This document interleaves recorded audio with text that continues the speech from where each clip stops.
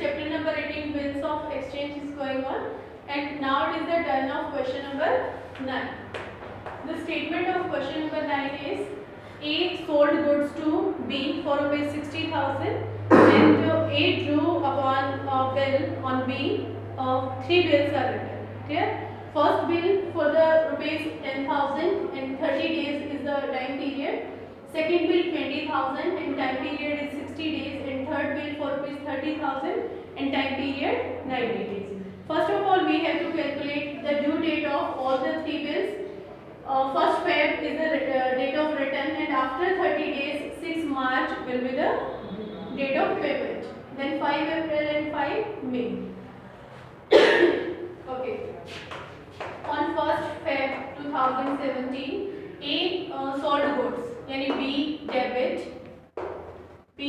to sales account for rupees 60,000, and B purchased the goods, purchases account debit to A rupees 16,000. Clear? After that, A draws the bill on 1st Feb. Then BR1 नाम देंगे हम, BR1, BR2, BR3, BR second and BR third debit to B. ठीक है, B पे लिखा गया है. First bill for 10,000 rupees, second for 20,000 and third for 30,000, and total amount is 60,000. Yeah. Here A debit to BP1, to BP second or to BP third. First for 10,000, second 20,000, third 30,000, and total is 60,000. Clear?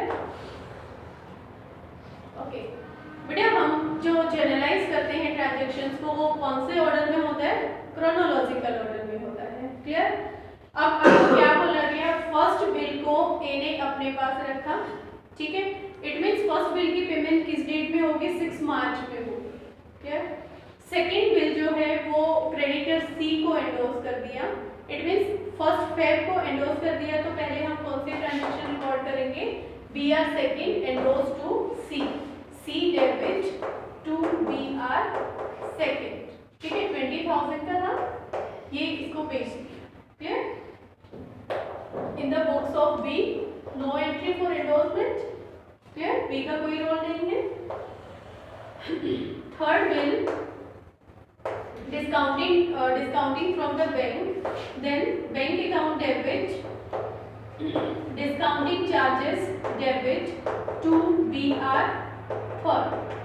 BR3 था 30,000 का, 29,200 पे discount करा लिया, and rest of the 800 will be discounting charges. Clear? Here is no entry for the discounting from the bank. Clear? अब payment की बारी आती है बेटा. फर्स्ट वाले बिल की पेमेंट होगी ऑन 6 मार्च. 6 मार्च को फर्स्ट वाले बिल की पेमेंट रिसीव करेगा ए, क्योंकि मेजॉरिटी डेट तक ए ने अपने पास रखा है bank account debit to BR1. How much amount? 10,000. Clear?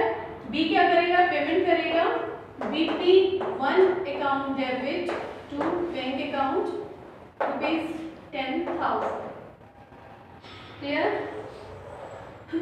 On 5 April second bill की पेमेंट होगी. सेकेंड बिल कौन सा था? जो सी को एंडोर्स कर दिया था.